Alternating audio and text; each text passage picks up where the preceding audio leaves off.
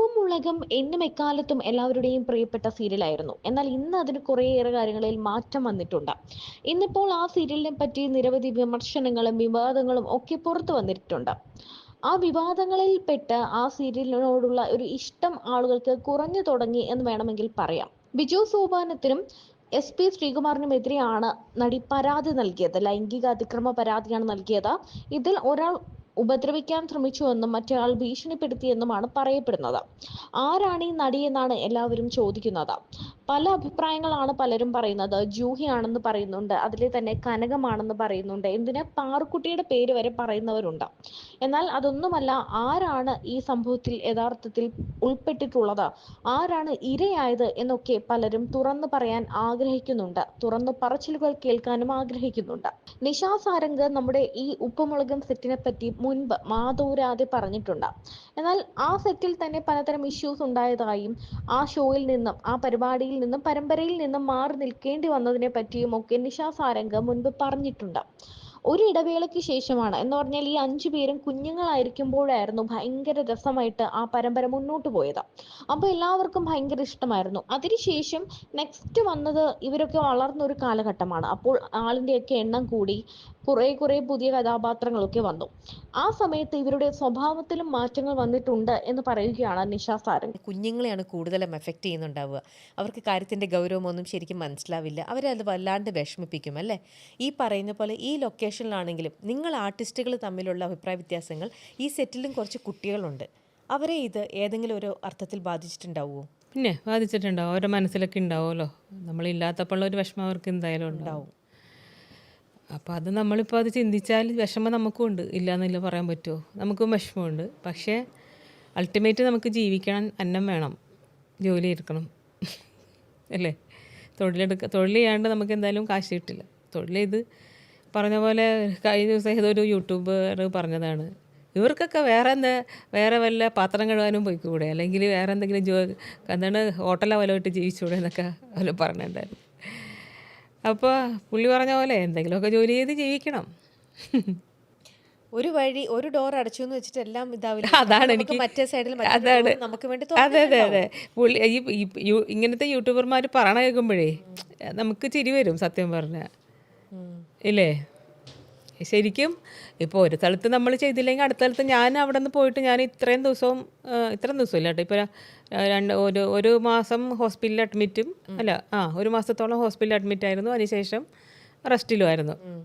കാരണം ഒരു മാസം ബെഡ് റെസ്റ്റ് വേണമായിരുന്നു. അപ്പോൾ എഴുന്നേറ്റ് ജസ്റ്റ് നമുക്ക് നമ്മളെ പ്രാഥമിക കാര്യങ്ങൾ നിർവഹിക്കാനേ പറ്റുള്ളായിരുന്നു. ബെഡ് റെസ്റ്റ് ആയിരുന്നു. അതിനുശേഷം എണീറ്റ് ഇപ്പോൾ പുറത്തേക്ക് വന്നു തുടങ്ങി. പിന്നെ അതിനു മുന്നേ ഫസ്റ്റ് അവിടെ നിന്ന് ഇറങ്ങിയതിന് ശേഷം കുറച്ച് ദിവസം ഡെഡായിപ്പോയി, ഞാൻ മൊത്തത്തിൽ ഇതായിപ്പോയായിരുന്നു ഞാൻ.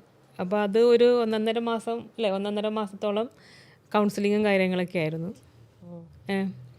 അപ്പോൾ അത് ഡിപ്രഷനിലേക്ക് പോയായിരുന്നു. അപ്പോൾ അത് കഴിഞ്ഞിട്ട് പിന്നെ എനിക്ക് ഒരു 1, 2, 3 ഒരു 4-5 പടം ചെയ്യാനുണ്ടായിരുന്നു. അപ്പോൾ എല്ലാത്തിൻ്റെ രണ്ടെണ്ണത്തിൻ്റെ ബാലൻസ് ഉണ്ടായിരുന്നു, നേരത്തെ ചെയ്തതിൻ്റെ ബാലൻസ്. അപ്പോൾ എനിക്ക് ഇങ്ങനത്തെ ഒരു അവസ്ഥ കൊണ്ട് അത് ചെയ്യാനും പറ്റിയില്ല. അപ്പോൾ അതുകൊണ്ട് അത് പിന്നെ തുടങ്ങി, അത് ഞാൻ ചെയ്തു തീർത്തു. പിന്നെ ഒരു 3 പടം വേറെ പുതിയത് 3 ഫിലിം ചെയ്യാനുണ്ടായിരുന്നു. അതിന് ശേഷം ആ 3 ടപ്പേന്ന് എന്ന് വെച്ചാൽ അടുപ്പിച്ചതിന് ഒരു ഡേറ്റും വെച്ചു. അപ്പോൾ ഒന്ന് കഴിഞ്ഞപ്പോൾ ഒന്ന് അങ്ങനെ. അപ്പോൾ കണ്ടിന്യൂസ് അങ്ങനെ ആ ഒരു 3 മാസം അങ്ങനെ അങ്ങ് പോയി. 3 മാസം ഇങ്ങനെയും പോയി. ഇപ്പോൾ 6 മാസം കഴിഞ്ഞു. ഇപ്പോൾ 7 മാസമായില്ലേ അവിടെ നിന്ന് പോന്നിട്ട്? 7 മാസമായി. 7 മാസം കഴിഞ്ഞു. 7 മാസമായി.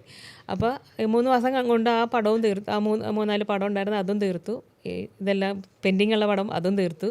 നേരെ പോയി ഹോസ്പിറ്റലിൽ അഡ്മിറ്റ് ആയതാണ്. വേദന ഉണ്ടായിരുന്നു, നല്ല വേദനയായിരുന്നു, ഈ ഉറങ്ങാൻ പറ്റാത്ത വേദനയായിരുന്നു. പോയി അഡ്മിറ്റായി.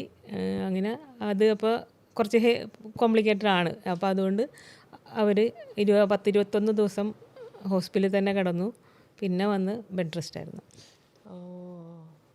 ഇനി ബെഡ് റെസ്റ്റ് ഒക്കെ മാറി ചേച്ചി എല്ലാം ആരോഗ്യവതിയായിട്ട് പൂർണ്ണമായിട്ട് എണീറ്റ് വരുന്ന കഴിയുമ്പോഴത്തേക്ക് ചേച്ചിക്ക് കുറേ നല്ല സിനിമകൾ കാത്തിരിക്കുന്നുണ്ടാവും. അപ്പോൾ ചേച്ചിക്ക് നല്ല ഡൈവേർഷൻസ് കിട്ടും. വേറെ സീരിയലുകളായിക്കോട്ടെ, വേറെയും ഇല്ല, പുതിയ പ്രോജക്റ്റ് ആയിട്ടുണ്ട്. പിന്നെ എന്താണ് അല്ല അതിപ്പോൾ അവർ തുടങ്ങാനിരുന്നതായിരുന്നു. അപ്പോഴാണ് എനിക്കിങ്ങനെ എനിക്ക് വേദന സഹിക്കാൻ പറ്റാത്തൊരു ഉറങ്ങാൻ പറ്റുന്നുണ്ടായിരുന്നില്ല. കിടക്കുമ്പോഴാണ് വേദന, അല്ലാണ്ട് എനിക്ക് നിൽക്കുമ്പോഴൊന്നും വലിയ കുഴപ്പമുണ്ടായിരുന്നില്ല. കിടക്കുമ്പോഴാണ് വേദന ഹെവി. അപ്പോൾ അതുകൊണ്ട് പകലെനിക്ക് ഇഷ്ടമായിരുന്നു, രാത്രി ആകുമ്പോൾ എനിക്ക് ടെൻഷൻ തുടങ്ങും, കാരണം കിടക്കുമ്പോൾ എനിക്ക് വേദന വരും. അപ്പോൾ അങ്ങനെയാണ് പിന്നെ നമ്മൾ ഹോസ്പിറ്റലിലേക്ക്. അപ്പോൾ അവർ ഇങ്ങനെ പുതിയ പ്രൊജക്റ്റ് തുടങ്ങാൻ പോയപ്പോഴത്തേക്ക് ഞാൻ പറഞ്ഞു എനിക്കിങ്ങനെ ഇതിൻ്റെ കാര്യം പറഞ്ഞു ഞാൻ. അപ്പോൾ അവർ പറഞ്ഞ് അപ്പോൾ എന്താ ചെയ്യാൻ പറ്റും. ഞാൻ പറഞ്ഞു ഒരു 1-2 മാസം എനിക്ക് തരുകയാണെങ്കിൽ എനിക്കിത് റെസ്റ്റ് എടുത്തൊക്കെ വരാം അപ്പോൾ എന്ന് പറഞ്ഞു. അപ്പോൾ അവർ പറഞ്ഞു ആദ്യം ഞാൻ 1 മാസം ചോദിച്ചുള്ളൂ അവരുടെ അടുത്ത്, 1 മാസം റെസ്റ്റ് കിട്ടണം അത്രേ ഉള്ളൂ എന്ന് പറഞ്ഞ്. അപ്പോൾ അവർ പറഞ്ഞു ഓക്കെ എന്ന് പറഞ്ഞു. അങ്ങനെ പോയി ചെന്നപ്പോഴാണ് ഇത് കോംപ്ലിക്കേറ്റഡ് ആണ് പ്രശ്നം. അപ്പോൾ അവർ അത്രയും ദിവസം അഡ്മിറ്റ് ചെയ്യേണ്ടി വന്നു. അഡ്മിറ്റ് ചെയ്ത് അത്രയും ദിവസം ബെഡ് റെസ്റ്റ് പറഞ്ഞു. അയ്യോ, അതാണ് നമുക്കിപ്പോൾ ഒരു വർക്കും ചെയ്യാൻ പറ്റില്ലല്ലോ. അപ്പം അങ്ങനെ അത് പറഞ്ഞപ്പോഴത്തേക്ക് നമുക്ക് പിന്നെ അവരോട് നമ്മൾ പിന്നെയും വിളിച്ചു പറഞ്ഞു ഇങ്ങനെ. അപ്പം അങ്ങനെ അവർ എന്തായാലും കുറച്ച് ദിവസം കിട്ടി. 1 മാസമൊന്നും എനിക്ക് ബെഡ് റെസ്റ്റ് കിട്ടിയില്ല. ഇപ്പോൾ ഇന്നത്തേക്ക് 24 ദിവസമായിട്ടുള്ളൂ. ഇരിക്കുമ്പോഴും ചെറിയ വേദനയുണ്ട് എനിക്ക്. അപ്പോൾ ഇപ്പോൾ കുഴപ്പമില്ല. ഇനിയിപ്പോൾ അവരോട് തുടങ്ങണത് കുറച്ച് ദിവസം കൊണ്ട് കഴിഞ്ഞിട്ട് തുടങ്ങാൻ പറഞ്ഞിട്ടുണ്ട്. 1 ദിവസം പോയി ഞാൻ അവിടെ, ഈ കഴിഞ്ഞ ദിവസം മിനിയാന്ന് പോയി. അതിൻ്റെയാണ് ഇപ്പോൾ ഒരു പെയിൻ ഉണ്ട്. കാരണം വെച്ചാൽ അത്യാവശ്യം ഒരു ഇച്ചിരി എടുക്കണമായിരുന്നു അവർക്ക്. അപ്പോൾ അതുകൊണ്ട് പോയി ഒന്ന് സ്റ്റാർട്ട് ചെയ്തിട്ട് എന്താണെന്ന് പറയാൻ പറ്റുമോ? ഇല്ല, അതിപ്പോൾ പറയണില്ല എന്താണെന്ന്. ഓക്കെ, അതെന്തെങ്കിലും ആയിക്കോട്ടെ. അപ്പോൾ ഉടനെ തന്നെ നമുക്ക് ഇഷ്ടപ്പെട്ട നമ്മുടെ അത് വരുമെന്ന് ഞാനിപ്പോൾ അതുകൊണ്ട് പറഞ്ഞു സ്റ്റാർട്ട് ചെയ്ത് വെച്ചിട്ടുണ്ട്. എങ്കിൽ പോലും എൻ്റെ ആരോഗ്യാവസ്ഥ എങ്ങനെ പോകുമെന്ന് എനിക്കറിയില്ല. പറ്റും ചേച്ചി, അതാണ് പ്രശ്നം. പറ്റും. അപ്പോൾ ചേച്ചിക്ക് ഇപ്പം മനസ്സിനെ വിഷമിപ്പിച്ച പ്രശ്നങ്ങളെല്ലാം ചേച്ചിക്ക് മറക്കാനും പറ്റും. ചേച്ചി അല്ല, അത് ഇന്ന് നമ്മളെ ഇപ്പോൾ ഹോസ്പിറ്റലിൽ പോയിട്ട് വന്നിട്ടേ ഉള്ളേ. അപ്പോൾ ഡോക്ടർ പറഞ്ഞത് ഇന്ന് പെയിൻ ഉണ്ടായിരുന്നു, ഇന്നലെയും പെയിൻ ഉണ്ടായിരുന്നു. അപ്പോൾ അതുകൊണ്ട് ഇനിയിപ്പോൾ ഒരു 21 ഡേയ്സ് കൂടെ കഴിഞ്ഞിട്ട് ഒന്നും കൂടെ ഇതുണ്ട്, ഒരു പ്രൊസീജിയറും കൂടെ ഉണ്ട്. അപ്പോൾ അത് കഴിഞ്ഞാലേ അവർക്ക് പറയാൻ പറ്റുള്ളൂ എനിക്കിനി എപ്പോൾ വർക്ക് ചെയ്യാൻ പറ്റും. അപ്പോൾ ഇന്നും ഡോക്ടർ പറഞ്ഞത് അനങ്ങരുതെന്നാണ് പറഞ്ഞു വിട്ടിരിക്കണേ. അപ്പോൾ അതാണ്. അപ്പോൾ പുള്ളി പറഞ്ഞത് അനങ്ങാത്ത എന്തെങ്കിലും നിന്നൊക്കെ ഉള്ള എന്തെങ്കിലും അത് നമുക്ക് പറ്റും എപ്പോഴും. അപ്പോൾ അതുകൊണ്ട് നമ്മളത് കുറച്ച് അതെങ്ങനെ ആവുമെന്ന് എനിക്കറിയില്ല, ഒരു പ്രശ്നമാണ്. നോക്കാം, നമുക്ക് ഞങ്ങളും പ്രാർത്ഥിക്കാം ചേച്ചി എത്രയും പെട്ടെന്ന് അവർ വെയിറ്റ് ചെയ്യട്ടെ. 1 മാസം കൂടെ അവർക്ക് വെയിറ്റ് ചെയ്യാൻ പറ്റട്ടെ. പ്രൊജക്റ്റ് അതെന്തുമായിക്കോട്ടെ, അവർക്ക് നിശ്ചയിച്ച് തന്നെ വേണം എന്നുള്ള രീതിയിൽ തന്നെ പോട്ടെ. അവർ 1 മാസം കൂടെ വെയിറ്റ് ചെയ്തിട്ട് ചേച്ചി കംപ്ലീറ്റ് ആയിട്ട് ഫുൾ ഫ്രഷ് ആയിട്ട് നന്നായിട്ട് ചേച്ചിക്ക് ആ പ്രൊജക്റ്റിൽ ഫുൾ കോൺസെൻട്രേറ്റ് ചെയ്യാൻ പറ്റട്ടെ. അപ്പോൾ അത് ചെയ്യാം. അപ്പോൾ നമുക്കറിയാം അതെന്താണ് ചേച്ചി ചെയ്യുന്ന ആ ഒരു പ്രൊജക്റ്റ് എന്നുള്ളത്.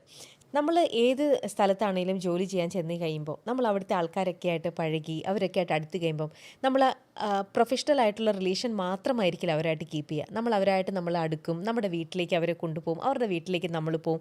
അങ്ങനെ നമ്മൾ നമ്മുടെ വീട്ടുകാരിൽ ഒരാളെ പോലെ തന്നെ, അത് ഏത് ജോലി സ്ഥലത്തുള്ള ആൾക്കാരാണെങ്കിലും അതെ, നമ്മൾ ഫാമിലീനെ പോലെ അവരെ കണ്ടുപോകും അല്ലേ.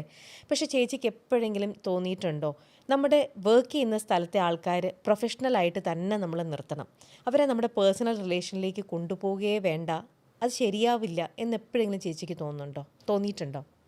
ഞാൻ ഇവിടെ വരുന്നതിന് മുന്നേ വരെ ഒരാളും എൻ്റെ വീടുമായിട്ടൊരു ബന്ധം ഉണ്ടായിരുന്നില്ല. വർക്ക് ചെയ്യുക, വീട്ടിൽ പോവുക, വീട്ടിലെ കാര്യങ്ങൾ നോക്കുക, വീടും വർക്കും തമ്മിൽ, വീട്ടിലെ വർക്കിന് പോകുന്ന ആൾക്കാരോ വീടും തമ്മിൽ ഒരു കണക്ഷൻ ഉണ്ടായിരുന്നില്ല. അങ്ങനെ തന്നെയാണ്. ഇപ്പോൾ ഇവിടെ 9 വർഷമല്ലേ, ഞാനിപ്പോൾ 26 വർഷമായില്ലേ വന്നിട്ട്. ഈ 26 വർഷത്തിൽ ഇത് ചെയ്യുന്നതിന് മുന്നേ വരെ, ഈ പ്രോഗ്രാം ചെയ്യുന്നതിന് മുന്നേ വരെ, ഈ 9 വർഷത്തിന് ബാക്ക് എൻ്റെ വീട്ടിലേക്ക് ആരെയും ഞാൻ വിളിക്കാറില്ല, ഞാനും പോകാറില്ല, ആരുമായിട്ടൊരു ബന്ധവുമില്ല. വീട്ടുകാരും എൻ്റെ പ്രൊഫഷണൽ ആൾക്കാരുമായിട്ട് ഒരു കണക്ഷൻ ഉണ്ടായിരുന്നില്ല. ഇത് തുടങ്ങി കുറച്ച് കഴിഞ്ഞതിന് ശേഷമാണ്, ഏതാണ്ട് ഇത് തുടങ്ങി ഒരു വർഷമോ 1.5 വർഷം കഴിഞ്ഞതിന് ശേഷമാണ്, 2 വർഷമൊക്കെ കഴിഞ്ഞതിന് ശേഷമാണ് വീട്ടുകാരായിട്ടൊക്കെ കണക്ഷൻ തുടങ്ങിയത്. അപ്പോൾ അതിന് ശേഷം എല്ലാവരുമായിട്ട് പിന്നെ കുട്ടികളൊക്കെ ലൊക്കേഷനിൽ വരും, അങ്ങനെ ഇവരുമായിട്ട് അടുത്തു. അങ്ങനെ അവരുടെ ഫാമിലിയൊക്കെ നമ്മളെ വീട്ടിൽ വരാറുണ്ട്, അവരുടെ റിലേറ്റീവ്സും ഫാമിലി അവരും ഒക്കെ വന്നിട്ടുണ്ട്. അപ്പോൾ അങ്ങനെ അവരുടെ വീട്ടിൽ ഞാൻ പോയിട്ടുണ്ട്. നമ്മളെല്ലാവരും അങ്ങോട്ടും ഇങ്ങോട്ടൊക്കെ പോയിട്ടുണ്ട്. മലയാളി മിനി സ്ക്രീൻ പ്രേക്ഷകർക്ക് ഒരു വെറൈറ്റി സീരിയൽ അനുഭവം കൊടുത്ത ഒരു ഷോയാണ് അല്ലെങ്കിൽ സീരിയലാണ് ഉപ്പും മുളകും. ഒരു സിറ്റ്കോം പോലെയൊക്കെ തോന്നുന്ന ഒരു സീരിയൽ. അതിൽ നമുക്ക് പരാതികളില്ല, പരിഭവങ്ങളില്ല, അമ്മായിയമ്മ പോരില്ല, തല്ലില്ല, വഴക്കില്ല, ശത്രുതയില്ല, കുശുമ്പില്ല. എന്നാൽ ഒരു വീട്ടിൽ ഒരു അച്ഛനും അമ്മയും 5 മക്കളും തമ്മിലുള്ള സ്നേഹവും വഴക്കും അവിടെ ഉണ്ടാകുന്ന നോർമലായിട്ടുള്ള സംഭവങ്ങൾ. ഇതാണ് ഉപ്പും മുളകും പ്രേക്ഷകർക്ക് മുന്നിലേക്ക് കൊണ്ടുവച്ചത്. ഇത്രയും നാളുണ്ടായിരുന്ന അല്ലെങ്കിൽ ഉപ്പും മുളകും ആരംഭിക്കുന്നത് വരെ ഉണ്ടായിരുന്ന സദാ സീരിയലിന്റെ ഒരു രീതിയെ എല്ലാം മാറ്റിമറിച്ചുകൊണ്ടാണ് ഉപ്പും മുളകും ഒരു വേറിട്ട പരിവേഷത്തോടെ നമുക്ക് മുന്നിലേക്ക് എത്തിയത്. ബാലുവിനെയും നീലുവിനെയും മുടിയനെയും അങ്ങനെ എല്ലാവരുടെയും ശിവാനിയെയും എല്ലാവരെയും നമ്മൾ ഹൃദയത്തോട് ചേർത്ത് വെക്കുകയും ചെയ്തു. സീരിയൽ പ്രേമികളും സീരിയൽ വിരോധികളും മലയാള ടെലിവിഷൻ പ്രേക്ഷകരെ ഇങ്ങനെ 2 തരം തിരിച്ചാലും തെറ്റില്ല. എന്നാൽ കടുത്ത സീരിയൽ വിരോധികളെ പോലും ആരാധകരാക്കി മാറ്റിയ ഒന്നാണ് ഫ്ലവേഴ്സ് ടിവിയിൽ സംപ്രേഷണം ചെയ്യുന്ന ഉപ്പും മുളകും.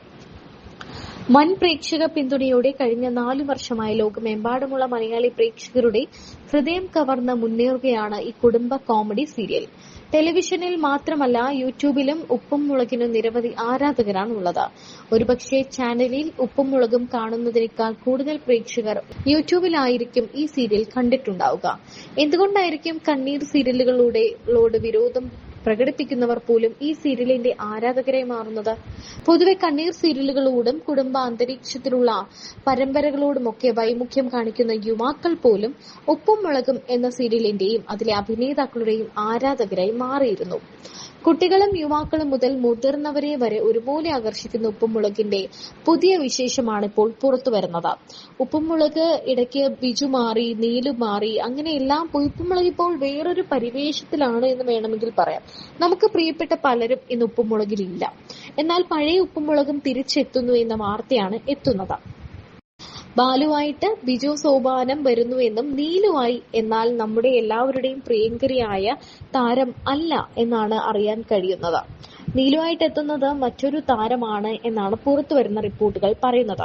ബിജു സോപാനം സീരിയലിൽ ഇപ്പോൾ മുന്നോട്ട് വരാൻ പോകുന്നു. ബിജു സോപാനത്തിന് ഇടയ്ക്ക് സീരിയലിൽ തന്നെയുള്ള ഒരു പെൺകുട്ടി, അതിൽ അഭിനയിക്കുന്ന ഒരു സ്ത്രീയോ ഒരു പെൺകുട്ടിയോ ആയ ഒരാളിൽ നിന്നും ബിജു സോപാനത്തിനും ശ്രീകുമാറിനുമെതിരെ ഒരു ലൈംഗിക ഒരു കേസ് ഉണ്ടായിരുന്നു. അതിനെ സംബന്ധിച്ചാണ് ഇവർ ആ സീരിയലിൽ നിന്നും പുറത്തേക്ക് മാറിയത് തന്നെ. എന്നാൽ ഇപ്പോൾ ബിജു സോപാനം മടങ്ങി വരുന്നു. എന്നാൽ നീലു ആയി താൻ ഇനി മടങ്ങി വരില്ല എന്നൊരു തീരുമാനത്തിൽ തന്നെയാണ് താരമെന്നാണ് അറിയാൻ സാധിക്കുന്നത്.